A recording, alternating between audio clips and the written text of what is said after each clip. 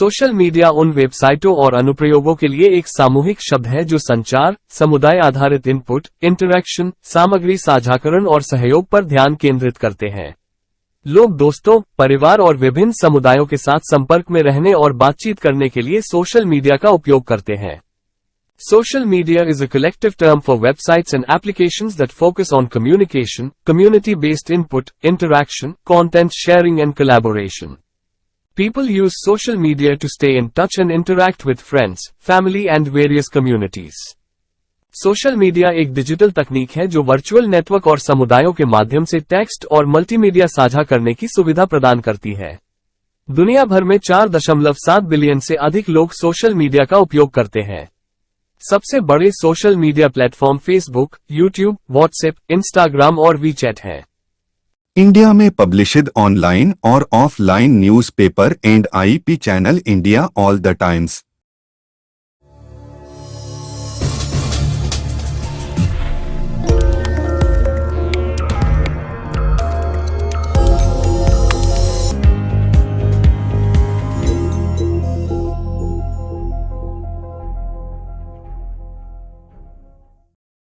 प्रधानमंत्री श्री नरेंद्र मोदी 1 अगस्त को महाराष्ट्र के पुणे का दौरा करेंगे।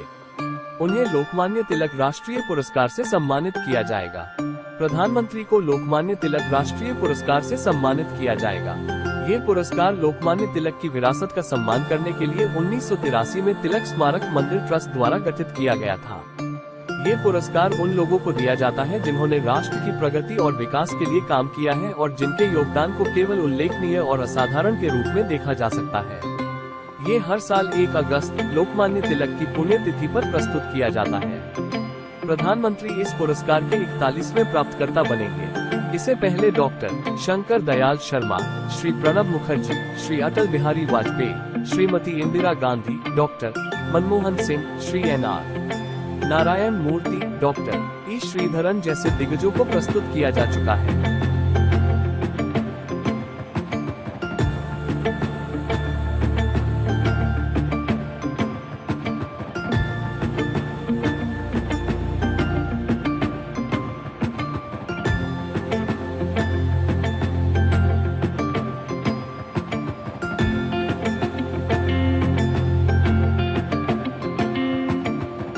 आज जिस व्यक्तित्व विशेष को लोकमान्य तिलक पुरस्कार से सम्मानित कर हम स्वयं को गौरवान्वित महसूस कर रहे हैं, उस व्यक्तित्व के योगदान के बारे में एवं उनका जीवन परिचय देने हेतु मैं डॉक्टर रोहित तिलक जी को निवेदन करता हूं। Doctor Rohit Tilak.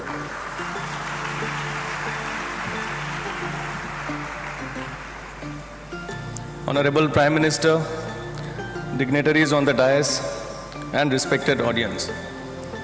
It is my distinct honor and privilege to introduce a leader who has been instrumental in shaping India's global footprint, a visionary who has tirelessly devoted himself to his nation's progress, and a statesman who has redefined leadership with his dynamic, people-centric approach. With his unwavering determination and leadership skills, he rose through the ranks to become the Chief Minister of Gujarat in 2001. During his tenure as Chief Minister, Shri Modi ji implemented numerous innovative policies and initiatives that transformed Gujarat into one of India's most economically vibrant and progressive states. His emphasis on infrastructure development, investment in renewable energy, and effective governance earned him widespread acclaim and established him as a visionary leader. From the corridors of Gujarat as its longest-serving Chief Minister to the vast expanses of India as its Prime Minister, he has left indelible imprints with his leadership. A person of humble beginnings who rose to hold the highest office of the world's largest democracy is a beacon of hope for billions, a catalyst for change, and an embodiment of relentless perseverance. Under his stewardship, India has taken monumental strides on the world stage, fueling a new era of innovation, development, and inclusive growth. His flagship initiatives from Make in India to Swachh Bharat have been pivotal in transforming the lives of millions reflecting his vision of progressive and prosperous India. Prime Minister Modi is playing an enormous role in eradicating poverty in India. A recent report showed that 13.5 crore people moved out of poverty in 5 years under him. PM Modi's sensitivity and concern for the poor has created a new paradigm of welfare in India, with the poor getting houses, tap water, toilets, gas connections, electricity, free ration, and much more.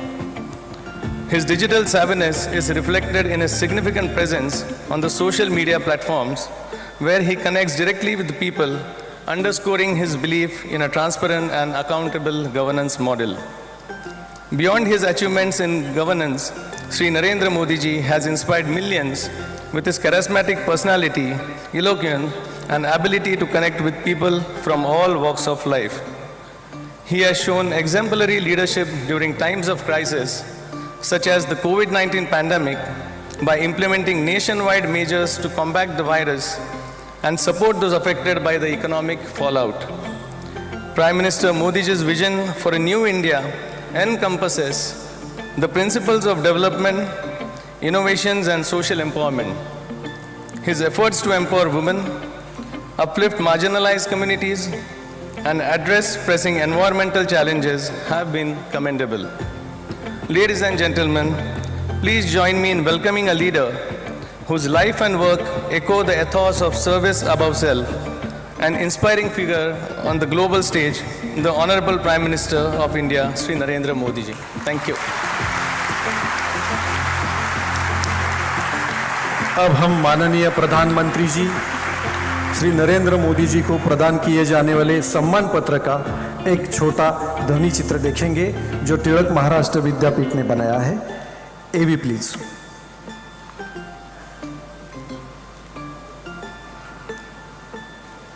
The trustees of the Lokmanya Tilak Smarak Mandir Trust are honored to bestow the Lokmanya Tilak National Award 2023 on Prime Minister Shri Narendra Modi, recognizing your exceptional service to our great nation. Your life and work echo Lokmanya Tilak's tireless efforts toward establishing a strong and prosperous India. Lokmanya Tilak's enduring call of Swarajya is my birthright is a message that resonates in your work. You have also taken this a step further by advocating for Surajya, highlighting the importance of good governance and development.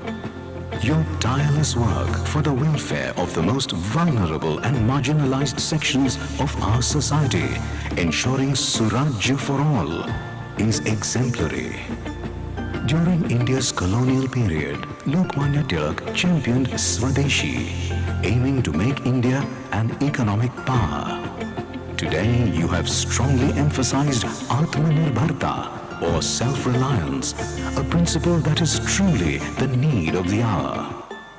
This push towards self-reliance is reflected in the numerous reform measures your government has introduced. It is due to such transformative policies that India has risen from being the 10th largest economy in 2014 to the 5th largest today, with prospects of soaring even higher. No society can thrive without a profound connection with its roots and culture. Lokmanya Tilak, by popularizing the Ganesh and Chhatrapati Shivaji Maharaj festivals, deepened cultural consciousness among all Indians. Throughout your public life, you have placed paramount importance on preserving and promoting our great Indian culture. Over the past 9 years, under your leadership, there has been a significant shift in India's growth trajectory. The world now sees India as a beacon of hope, a nation that can play a major role in creating a more sustainable planet. Your stewardship has significantly elevated India's global prestige. Therefore, sir, we are indeed exhilarated to present you with the Lokmanya Tilak National Award 2023.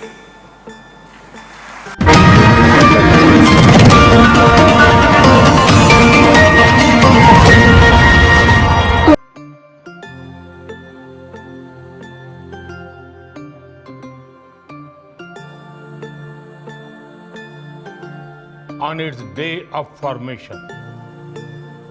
I am delighted that you have the opportunity to visit Gandhi Ashram in Ahmedabad.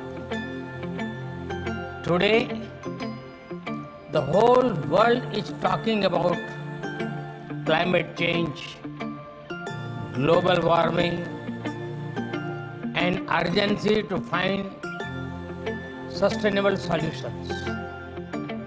At Gandhi Ashram, you will witness firsthand the simplicity of Gandhiji's lifestyle and his visionary ideas of sustainability, self-reliance, and equality. I am sure you will find it inspirational. You will also get to experience it at the Dandi Kuti Museum, an opportunity you should not miss. It will not be out of place for me to mention here that Gandhiji's famous charkha, the spinning wheel, was found by a woman named Gangaben at a village nearby. As you know, from then onwards, Gandhiji always wore khadi, which became a symbol of self-reliance and sustainability. Friends, when women prosper, the world prospers. That economic empowerment fuels growth. That access to education drives global progress. That leadership fosters inclusivity, and their voices inspire positive change. The most effective way to empower women is through a women-led development approach. India is making strides in this direction. Friends, India's President Srimati Draupadi Murmu sets an inspiring example herself. She comes from a humble tribal background, but now leads the world's largest democracy and serves as the commander-in-chief of the world's second largest defense force. In this mother of democracy, the right to vote was granted equally to all citizens, including women, by the Indian Constitution right from the beginning. The right to contest election was also granted on an equal basis. Elected women representatives have been key agents of economic, environmental, and social change. At 1.4 million, 46% of elected representatives in rural local bodies in India are women. The mobilization of women into self-help groups has also been a powerful force for change. During the pandemic, these self-help groups and elected women representatives emerged as pillars of support for our communities. They manufactured masks and sanitizers, as well as created awareness about infection prevention. More than 80% of nurses and midwives in India are women. They were our first line of defense during the pandemic. And we are proud of their achievements. Friends, women-led development has been a key priority for us in India. Around 70% of the loans under the Pradhan Mantri Mudra Yojana have been sanctioned to women. These are loans up to 1 million rupees to support micro-level units. Similarly, 80% of beneficiaries under Stand Up India are women availing bank loans for greenfield projects. Under the Pradhan Mantri Ujjwala Yojana, nearly 100 million cooking gas connections have been provided to rural women. Provision of clean cooking fuel directly impacts the environment and improves women's health. The number of women in technical education in the industrial training institutes had doubled since 2014, and nearly 43% of STEM graduates in India, that is science, technology, engineering, and mathematics, are women. About 1/4 of space scientists in India are women. Behind the success of our flagship programs like Chandrayaan, Gaganyaan, and Mission Mars lies the talent and hard work of women scientists. Today, more women are enrolling in higher education than men in India. We also have one of the highest percentage of female pilots in civil aviation. And female pilots in the Indian Air Force are now flying fighter aircraft. Women officers are being deployed in operational roles and fighting platforms in all our armed forces. Friends, in India and in the global south, women play pivotal roles at the backbone of rural agriculture families and as small traders and shopkeepers. Given their close association with nature, women hold the key to innovative solution to climate change.